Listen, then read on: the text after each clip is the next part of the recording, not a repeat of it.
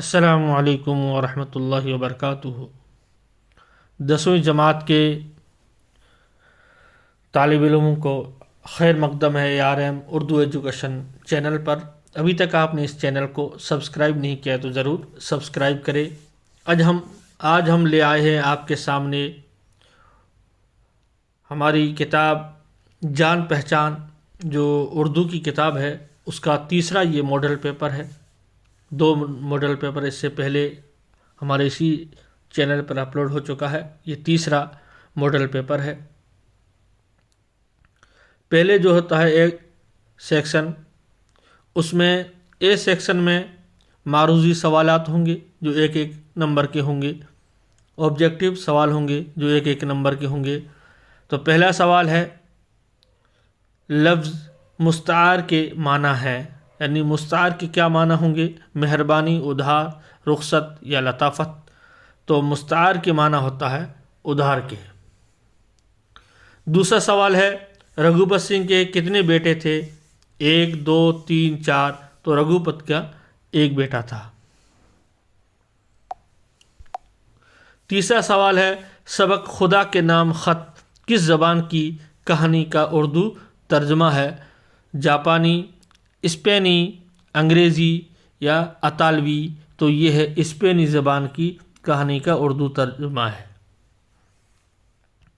چوتھا سوال ہے رضیہ سلطان کے بھائی کا کیا نام تھا؟ رکن الدین، اکرام الدین، نجم الدین یا فخر الدین؟ تو رضیہ سلطان کے بھائی کا نام تھا رکن الدین۔ ماسٹر صاحب جب محمود کو دکھائی ہی نہیں دیتا تو پڑھتا کس طرح ہے؟ یہ سوال کس نے کیا؟ جاوید نے، زاہدہ نے، اسلم نے، اکرم نے؟ تو یہ سوال جو کیا تھا یہ اسلم نے کیا تھا۔ مرزا غالب کے چچا کا نام تھا عظیم اللہ بیگ، نصر اللہ بیگ یا امیر اللہ بیگ یا حبیب اللہ بیگ؟ تو مرزا غالب کے چچا کا نام نصر اللہ بیگ تھا۔ گلہری نے پہاڑ سے کیا توڑنے کو کہا؟ لکڑی، پھل، پھول یا چھالیاں؟ تو گلہری نے پہاڑ سے جو ہے وہ چھالیاں توڑنے کو کہا۔ غزل کس زبان کا لفظ ہے؟ ترکی، عربی، فارسی، اطالوی؟ تو غزل جو ہے یہ عربی زبان کا لفظ ہے۔ سر کا خطاب عطا کیا گیا تھا سرکار کی طرف سے مومن کو، اقبال کو یا میر کو یا غالب کو؟ تو سر اقبال کو عطا کیا گیا تھا یہ خطاب۔ ساحل لدھیانوی کا اصل نام تھا عبد القادر، عبد الباری یا عبد الماجد یا عبد الحی؟ تو ساحل لدھیانوی کا اصل نام تھا عبد الحی۔ تفصیلیہ کی علامت یعنی یہ علامت دی ہوئی ہے، چن ہے، پہلا یہ، دوسرا یہ، تیسرا ہے، یہ چوتھا ہے۔ ان میں سے تفصیلیہ کون سا چن ہے اس کو ہم کو کیا کرنا ہے؟ بتانا ہے۔ تفصیل یعنی کوئی ایسا چن آئے، ان میں سے ایسا کون سا چن ہے جو چن لگانے کے بعد کوئی بات کہہ کے پھر اس بات کی تشریح کی جاتی ہے، تفصیل کی جاتی ہے، کھول کر بیان کی جاتی ہے؟ تو آپ کو پتہ ہے کہ یہ جو چن ہے یہ سوالیہ چن ہوتا ہے، یہ چن سکتا کا ہے، اور یہ چن جو ہے یہ رابطہ کا ہے۔ اب یہ ایک چن بچائیے تو کون سا چن ہے؟ یہ تفصیلیہ کا چن کون سا ہے؟ یہ چن جو ہے یہ تفصیلیہ کا چن ہے، علامت ہے۔ چن جسے کہتے ہندی میں، اس کو اردو میں علامت، وقف، رمز، رموز اور اوقاف کہتے ہیں۔ تو یہ دیکھو سوالیہ ہے، یہ رابطہ ہے، ربط پیدا کرنے کے لیے کسی کی بات کو جب بیان کی جائے تو کسی کی بات تو اس آدمی جیسے فلاں کا قول ہے، مومن کا قول ہے، غالب کا قول ہے، تو اس کے بعد یہ لگایا جاتا ہے جس کو ربط کہتے ہیں۔ اور یہ ہے سکتا جسے ہم کوما کہتے ہیں، اور یہ ہے تفصیلیہ چن، اس کو یاد رکھنا ہے۔ 12واں سوال ہے لفظ گلستاں کے معنی ہے جنگل، پھول، باغ یا درخت؟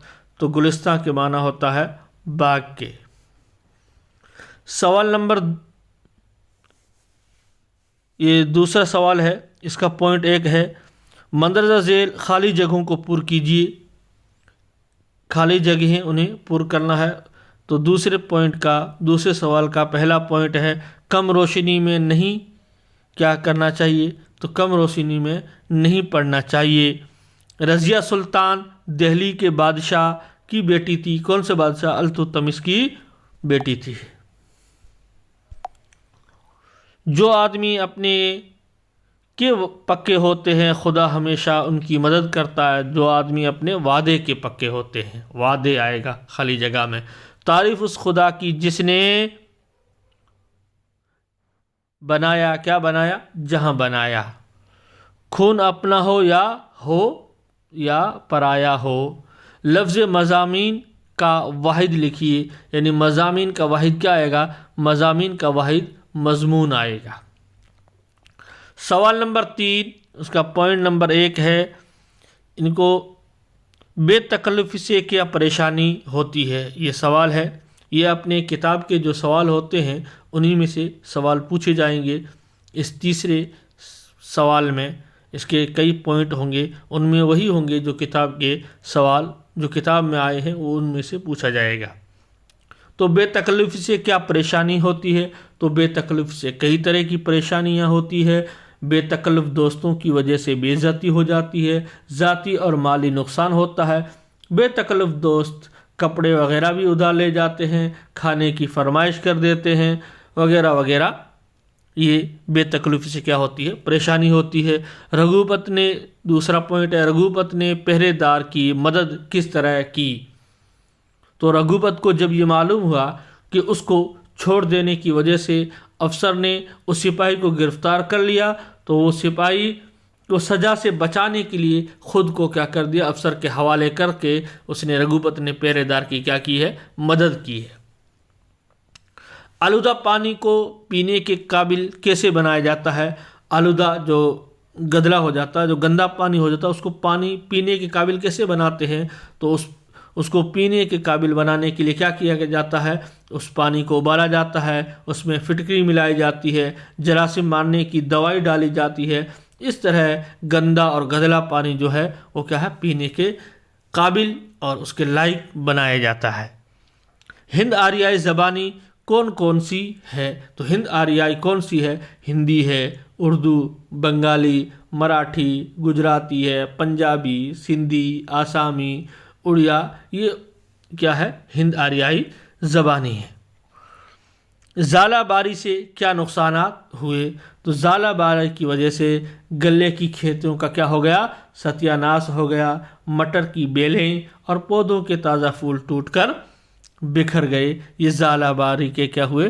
نقصانات ہوئے۔ زمین کے برفستان بن جانے پر جانداروں کا کیا حال ہوا؟ تو زمین کے برفستان بن جانے کی وجہ سے بن ماس اور اسی طرح کے جو دوسرے جانور برف کے ڈھیر تلے کیا ہو گئے؟ دب کر رہ گئے۔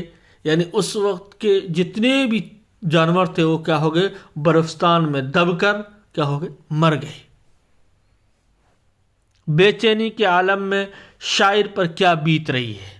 تو بے چینی کے عالم میں شاعر بار بار اپنے محبوب کے دروازے تک جاتا ہے اور واپس لوٹ کر آ جاتا ہے۔ اس میں اتنی ہمت اور سکت نہیں ہے کہ وہ اپنے محبوب سے ملاقات کر سکے اور اس سے اپنی محبت کا اظہار کر سکے۔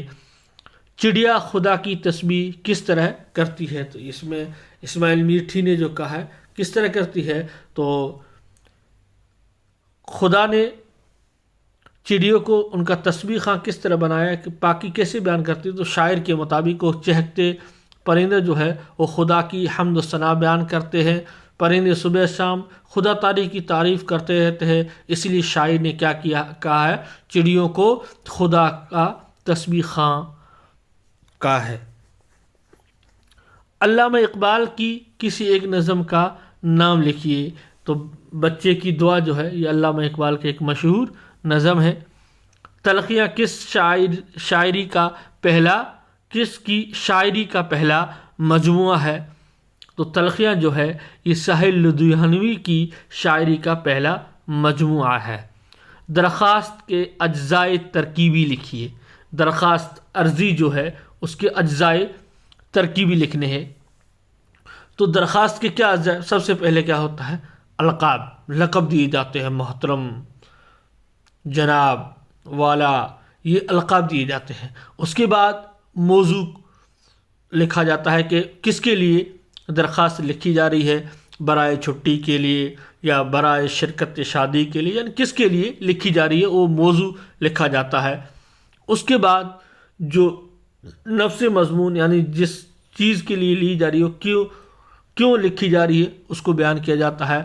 اور پھر اختتامیہ ہوتا ہے اور درخواست گزار اپنا نام لکھتا ہے اور پتہ لکھتا ہے. یہ ہے درخواست کے اجزائے ترکیبی. امید ہے آپ کو سمجھ میں آ گیا ہوگا. دیکھو درخواست کے اجزائے ترکیبی کیا ہوتا ہے کہ سب سے پہلے وہ لقب القاب لگائے گا، محترم ہے، جناب والا، ایسے کیا ہے وہ القاب لے آئے گا. اس کے بعد دوسرے نمبر بات ہے موضوع، یعنی موضوع ہیڈنگ دے گا کس کے لیے وہ درخواست لکھ رہا ہے. اس کے بعد نفس مضمون، تیسرا ہے کیا ہے نفس مضمون، جس میں وہ کیا ہے کس کے لیے درخواست لکھ رہا ہے اور پورا مضمون اندر بیان کرے گا. اور پھر کیا ہے اختتام پر پہنچے گا، اور اختتامیہ جسے کہتے ہیں یہ چوتھا ترکیبی اجزاء ہے. اور اس کے بعد درخواست لکھنے والا جو ہے وہ اپنا پتہ اور نام کیا ہے شامل کرتا ہے. لفظ آسمان کے دو مترادف لکھیے. آسمان کے کیا لکھنے ہیں؟ مترادف مانے پراوچی شبد لکھنے ہیں. تو آسمان کو اور کیا کہا جاتا ہے؟ اردو میں فلک کہا جاتا ہے، عرش کہا جاتا ہے. تو یہ دو اس کے پراوچی شبد ہیں. اب سیکشن بی، یہ ہے اقتباس. یہ باہری اقتباس ہے، اس کو آپ کو پڑھنا ہے، پھر اسی میں سے ہی جواب ڈھونڈ کر لکھنے ہیں. سوال ہوں گے، انہی سوالوں کو ان کے جواب جو ہے اسی اقتباس میں ہوں گے، اس اقتباس سے باہر نہیں ہوں گے. پہلے آرام سے جب آپ ایگزام دینے بیٹھو خوب ٹائم ملتا ہے، آرام سے پہلے اس اقتباس کو پڑھنا، پھر اسی میں سے کیا ہے جواب دینا ہے. جیسے یہ ہمارا اقتباس ہم پڑھیں گے پہلے. اقوام متحدہ کے ماحولیات پروگرام کی ایک رپورٹ میں کہا گیا کہ دنیا کی آبادی ہر 10ویں دن 40 لاکھ بڑھ جاتی ہے اور کرۂ بعد کی عالمی حرارت تیزی سے بڑھ رہی ہے، جس کے نتیجے میں زرخیز زمین کے بنجر ہو جانے کا اندیشہ ہے. افریقہ سوکھے اور قحط مانے برسات نہ ہونا، سوکھے اور قحط کی زد میں آ چکا ہے. آئندہ صدی میں ایشیا بھی قحط اور فاقے کی لپیٹ میں آ سکتا ہے.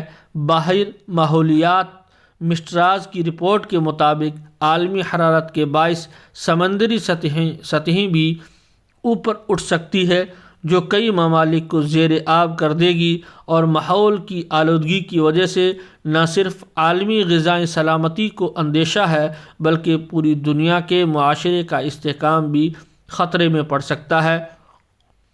سائنسدانوں کا خیال ہے کہ عالمی درجۂ حرارت میں اضافہ ایندھن جلنے سے پیدا ہونے والے دھوئیں کا نتیجہ ہے. ایندھن کے دھوئیں سے کرۂ بعد میں موجود کاربن ڈائی آکسائیڈ کے مقدار میں اضافہ ہوتا ہے اور ہریالی متاثر ہوتی ہے، کیونکہ اس گیس کی زیادتی کی وجہ سے سورج کی گرمی سطح زمین کے نزدیک گھر کر رہ جاتی ہے. اب پہلا سوال اس اقتباس کا، اقوام متحدہ کی ایک رپورٹ کے مطابق 10 دن میں کتنی آبادی بڑھ جاتی ہے؟ اب آپ نے پڑھ تو یہ ہے کہ دنیا کی آبادی ہر 10ویں دن 40 لاکھ بڑھ جاتی ہے. تو کتنی بڑھ جاتی ہے؟ تو اقوام متحدہ کی رپورٹ کے مطابق 10 دن میں 40 لاکھ کی آبادی بڑھ جاتی ہے.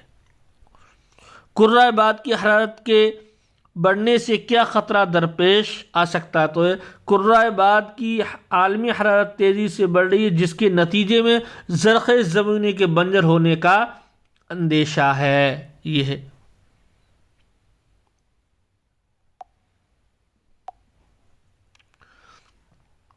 افریقہ کس کی زد میں آ چکا ہے؟ تو افریقہ سوکھے اور قحط کی زد میں آ چکا ہے۔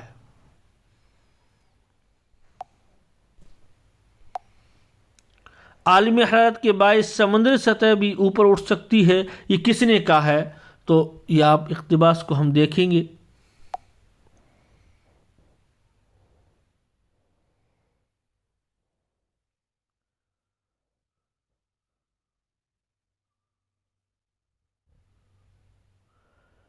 عالمی حرارت کے باعث سمندری سطح بھی اوپر اٹھ سکتی ہے، یہ ہے ماہر ماحولیات مسٹرازات کی رپورٹ کے مطابق۔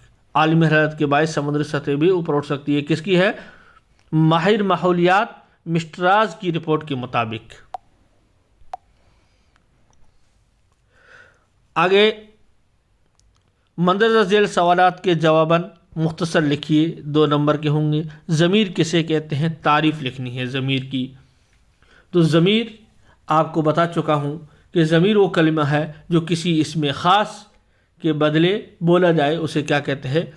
ضمیر کہتے ہیں۔ فعل کی تعریف لکھیے۔ اب فعل کسے کہتے ہیں؟ تو فعل کسی کام کا کرنا یا ہونا پایا جائے، اسے کیا کہتے ہیں؟ فعل کہتے ہیں۔ محاورہ پاؤں اکھڑنے کے معنی لکھنے ہیں۔ کیا لکھنا ہے؟ اس کو جملوں میں استعمال نہیں کرنا، اگر جملوں میں استعمال ہو تو کرنا ہے، جملوں میں یہاں ہے پڑھنا آرام سے۔ معنی لکھیے، تو اس کے معنی لکھنا ہے بھاگ جانا۔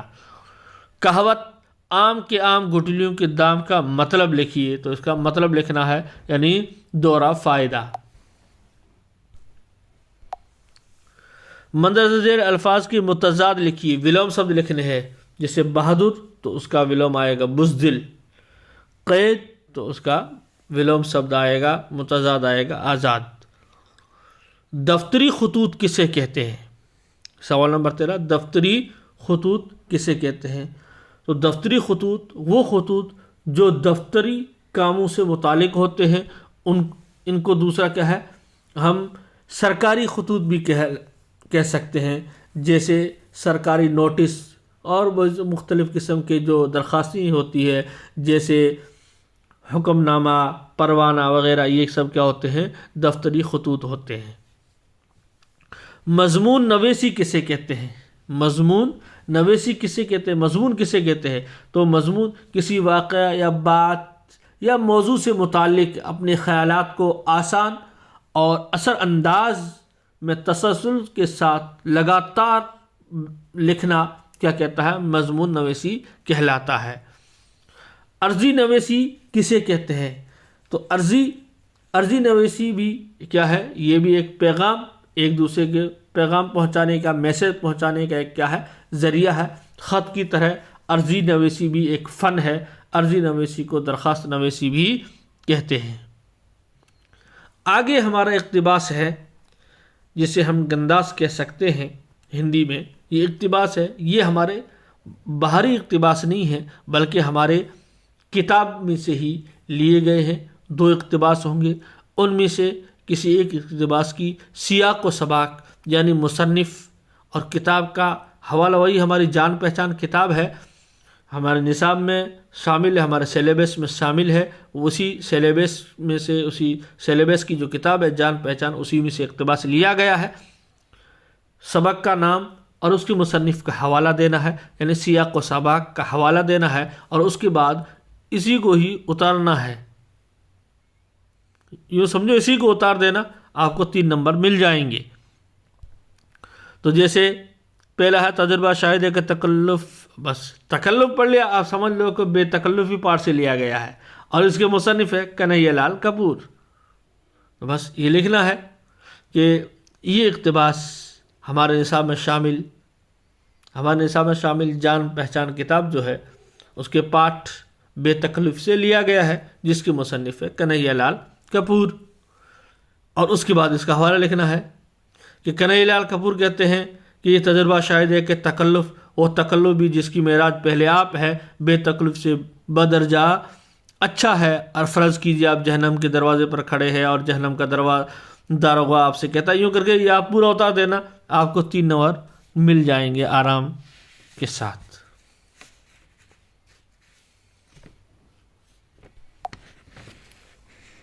اور دوسرا ہے اس نے میر آخور کا سب سے بڑا عہدہ، یہ میر آخور کا ایک حبشی غلام یاقوت کو دیا، تو یہ سمجھو کہ رضیہ سلطان کے پاس سے لیا گیا ہے۔ تو جو بھی آپ کو اچھی طریقے سے یاد ہو اس کو کیا کرنا ہے، اس کا اقتباس لکھنا ہے، تشریح کرنی ہے۔ آگے 17واں سوال ہے، اس میں کیا کرنا ہے، جو مصنفین ہے، جو پاٹھ ہے ہمارے، اس کے جو مصنفین ہے 2 آئیں گے، ان میں سے کسی ایک کا کیا کرنا ہے، ان کے زندگی کی، ان کی جیونی کے بارے میں مختصر الفاظ میں ان کے جیونی کے بارے میں لکھنا ہے۔ یہاں پر ہے حبیب تنویر کے مختصر حالات زندگی لکھیے، یا رتن سنگھ کے مختصر حالات زندگی لکھیے، تو اس کو آپ کو یاد کر کے لکھنا ہے۔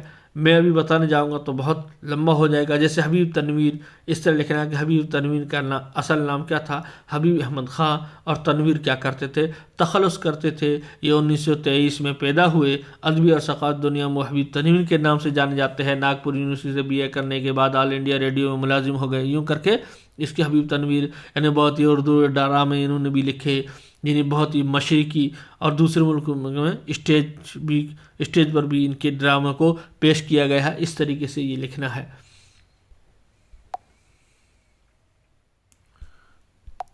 اس کے بعد ہے سبق کے خلاصے لکھنے ہیں۔ آپ کے جو سبق ہے کتاب میں اسی کا خلاصہ لکھنا ہے۔ جیسے یہاں 2 سبق ہے، ان میں سے ایک کا کرنا ہے۔ پہلا سبق ہے اونتی کا خلاصہ کیجیے یا نئی روشنی کا خلاصہ کیجیے۔ جو بھی آپ کو اچھی طریقے سے یاد ہو اس کا کیا کرنا ہے، خلاصہ کرنا ہے۔ یہ بہت ہی آسان ہوتا ہے، بس اس کو اتنا یاد ہونا چاہیے کہ یہ اس کے ہمارے مصنف کون ہے اور اس میں کیا کہنا چاہ رہا ہے، اس کا اپنے ایک انداز میں اس کا خلاصہ نچوڑ بیان کرنا ہے۔ جیسے اونتی ایک خوش مزاج، ہنس مکھ، حاضر جواب اور غریب دوست انسان تھے۔ غریبوں سے دلی ہمدردی تھی، یہی وجہ ہے کہ سب غریب لوگ اونتی سے بہت محبت کرتے تھے۔ اس طریقے سے کر کے، اور جو اپنے پاٹھ کے اندر جو بھی کچھ واقعہ آئے ہیں، جیسے مزدور اور مرغی والے کا، اس طریقے سے وہ پورے واقعہ کو بیان کر کے ایک غریبوں کے ساتھ ہمدردی کس طریقے سے انہوں نے پیش کی ہے اس کو کرنا ہے۔ یا نئی روشنی کرو تو ایک جو نابینا بچہ ہوتا ہے وہ کس طریقے سے پڑھائی ان کی ہوتی ہے، بچوں میں کیا آپس میں پہلے گفتگو ہوئی، پھر ماسٹر نے ان کو کس طرح سمجھایا، اس طریقے سے اس کا خلاصہ اور نچوڑ بیان کرنا ہے۔ مندرجہ ذیل جو ہے اس میں کیا ہے، اشعار کا کیا ہے حوالہ دے کر شاعر کا اس کا مطلب لکھ لیا ہے، یا اس کے اتھوا میں آئے گا نظم۔ اس کے اتھوا میں کیا آئے گی، نظم آئے گی۔ اس نظم کا یا شاعر کا یا شعر کا، کسی کا بھی غزل کے شعر آئیں گے ان کا مطلب لکھو، یا نظم کی جو بند ہے ان کا مطلب لکھیے۔ تو پہلے آرام سے پڑھ لینا۔ آپ کو اگر غزل کے شعروں کا مطلب لکھ رہے ہو تو ہر غزل جو ہے اس کا ایک ہی شعر آئے گا، اور اس شاعر کا حوالہ دینا ہے، اس کی تشریح کرنی ہے۔ پھر دوسرے شعر کو پڑھنا ہے، وہ کسی اور شاعر کا ہوگا، اسے پڑھنا ہے، کس شاعر کا ہے۔ اگر آپ دونوں شعروں کے الگ الگ شاعروں کے نام اور مطلب یاد ہے تو وہ لکھو، یا پھر کیا کرو، یا آپ نظم کے بند کو پڑھنا، اور وہ بھی آپ کو سمجھ میں آ جائے کہ یہ کون سے نظم سے لیا گیا ہے اور اس کا شاعر کون ہے۔ اگر یہ آپ کے سمجھ میں آ جائے، جو بھی ان میں سے جو بھی آپ کو آسان لگے ان میں سے کسی ایک کو کیا کرنا ہے، بیان کرنا ہے۔ جیسے اگر غزل کی آپ تشریح کر رہے ہیں تو اس طریقے سے کرنا، میں جو بدلا کہا کہ یہ آواز اسی خانہ خراب کی سی ہے۔ اب یہ ایک شعر ہو گیا۔ تو اب یہ شعر جو ہے یہ اس کا شاعر کون ہے، اس کا شاعر کون ہے، تو اس کی تشریح کرنے کے لیے پہلے شاعر کا حوالہ دینا ہوگا، اس طریقے سے کہ ہمارے نصاب میں شامل میر تقی میر کی غزل سے یہ کیا ہے گیا ہے، لیا گیا ہے۔ کیا میر تقی میر کی غزل سے یہ کیا ہے، لیا گیا ہے۔ اور اس میں میر تقی میر کیا کہنا چاہتے ہیں، تو میر تقی میر یہ کہتے ہیں کہ اپنی اس میں کیا ہے، اپنی بدقسمتی کا وہ ایک درد بیان کر رہے ہیں۔ کہتے ہیں کہ میں اتنا بد نصیب ہوں کہ جس کے لیے میں نے سب کچھ برباد کر دیا، آج وہی میری آواز سن کر کہتا ہے کہ یہ آواز جو ہے یہ اسی خانہ خراب یعنی خود عاشق اپنے آپ کو ناکام بتا رہا ہے یا ناکام عاشق کی آواز ہے جو اپنی محبت کو حاصل نہ کر سکا، لیکن پھر بھی شاعر اس لیے خوش ہے کہ محبوب اسے آواز سے ہی پہچان لیا ہے، اس لیے وہ کیا ہے خوش ہے۔ اور دوسرا جو ہے نازا نہ ہو خرد پر جو ہونا ہے، ہو وہی دانش تیری نہ کچھ میری دانشوری چلے۔ یہ جو ہے یہ شعر جو ہے یہ ہمارے نصاب میں شامل شیخ محمد ابراہیم ذوق کی غزل سے کیا ہے لیا گیا ہے، جس میں انہوں نے کیا ہے ذوق نے جو ہے یہ دنیا کی بے ثباتی کے بارے میں، دنیا کی حقیقت کے بارے میں بتایا ہے۔ کہتے ہیں کہ اے انسان تو اپنی عقل پر اتنا گھمنڈ نہ کر، اگر تو خوشحال ہے اور تیرے تمام کام جو ہے تیری مرضی کے مطابق ہو رہے ہیں تو یہ تیرا کمال نہیں ہے بلکہ تیری قسمت کا کمال ہے، کیونکہ یہاں نہ تیری عقل کام آئے گی اور نہ میری ہی عقل کام آئے گی، بلکہ جو ہونا ہے وہی ہو کر رہے گا، کیونکہ کرنے والی ذات اللہ کی ہے، اس کی مرضی کے بغیر کچھ بھی نہیں ہو سکتا ہے۔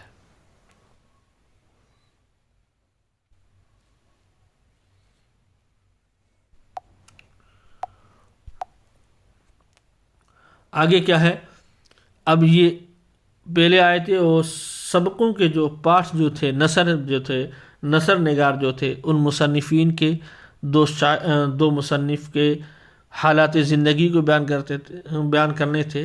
اب جو ہے یہ جو ہماری غزلیں ہیں، نظمی ہے، ان کے جو شعراء ہے ان کے دو میں سے کسی ایک کی کیا کرنا ہے جیونی کے مطابق لکھنا ہے۔ جیسے مرزا غالب کی مختصر حالات زندگی لکھی، یہ ذوق کے مختصر حالات زندگی لکھی۔ جو بھی آپ کو یہ یاد کرنے ہیں، جو بھی آپ کو یاد ہو ان میں سے کسی ایک کو لکھ لینا ہے۔ جیسے مرزا غالب، ان کا نام کیا تھا؟ مرزا اسد اللہ خان غالب، 1797 میں کا آگرہ میں پیدا ہوئے۔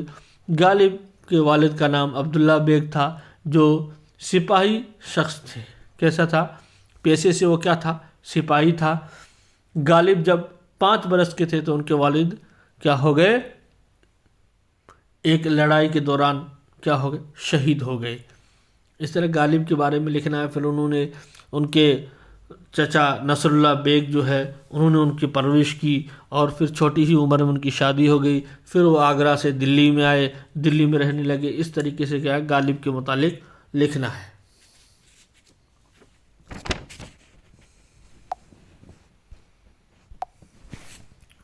پھر آگے کیا ہے دو نظموں میں سے کسی ایک نظم کا کیا ہے خلاصہ اور نچوڑ بیان کرنا ہے۔ جیسے اے شریف انسانوں کا خلاصہ تحریر کیجیے، یا پہاڑ اور گلیری کا خلاصہ تحریر کیجیے۔ یہ جو بھی آپ کو یاد ہو اس کو کرنا ہے۔ جیسے اے شریف انسانوں تو یہ ساحل لدھیانوی کی ایک نظم ہے۔ اس نظم میں شاعر نے لوگوں کو جنگ نہ کرنے کی صلاح دی ہے، اور اسی طریقے سے پہاڑ اور گلیری جو ہے یہ علامہ اقبال کی ایک نظم ہے، جس میں پہاڑ اور گلیری کا آپس میں ایک اونچ اور نیچ کا جو ایک مکالمہ ہے، اس مکالمے کو بیان کیا ہے بہت ہی اچھے انداز میں۔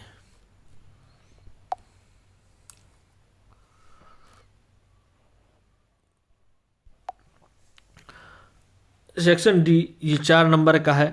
اس میں 2 سوال ہے، ان میں سے ایک کا جواب دینا ہے۔ پہلا ہے کہ فرض کیجیے آپ کا نام محمد جاوید ہے اور آپ گورنمنٹ سینئر سیکنڈری اسکول سردار شہر میں پڑھتے ہیں۔ اسکول کے پرنسپل صاحب کو 4 دن کی چھٹی کے لیے درخواست لکھیے، جو بڑے بھائی کی شادی میں شرکت کرنے کے لیے ہے۔ یا چیئرمین نگر پالیکا کو اپنے محلے میں ہو رہی گندگی کی صفائی کرنے کے لیے درخواست لکھیں۔ تو اس سے پہلے والے 2 جو پیپر میں نے ماڈل پیپر حل کرائے ہیں اس میں جو درخواست تھی وہ لکھا چکا ہوں۔ تو آج ہم ایک دوسری چیئرمین کو چھٹی کی درخواست میں پہلے 2 پارٹوں میں کرا چکا ہوں، 2 ماڈل پیپروں میں۔ اب اس میں کیا ہے، اب ہم چیئرمین نگر پالیکا کو اپنے محلے میں ہو رہی گندگی کی صفائی کرنے کے لیے درخواست لکھیں گے تو کیسے لکھیں گے؟ تو اس طریقے سے لکھیں گے، پہلے ہم نگر پالیکا کا نام لکھیں گے، کسی بھی کہیں پر بھی لکھ لو. اس کے بعد ہم کیا لکھیں گے؟ تاریخ لکھیں گے. مثال کے طور پر ہم یوں لکھیں کہ چورو کے آتھونا محلہ. آج کیا تاریخ ہے؟ 4 اپریل 2023. اس کے بعد لکھیں گے بخدمت جناب چیئرمین صاحب نگر پالیکا چورو، گزارش ہے کہ ہم باشندگان نگر پالیکا چورو آتھونا محلہ میں بہت زیادہ گندگی ہونے سے بہت پریشان ہے. گندگی کی وجہ سے چاروں طرف آوارہ جانوروں کی بھیڑ لگی رہتی ہے، جس سے آنے جانے میں بہت پریشانی ہوتی ہے. گندگی کی وجہ سے پورے علاقے میں بدبو پھیلی ہوئی ہے. لوگوں کا سانس لینا بھی کیا ہو گیا؟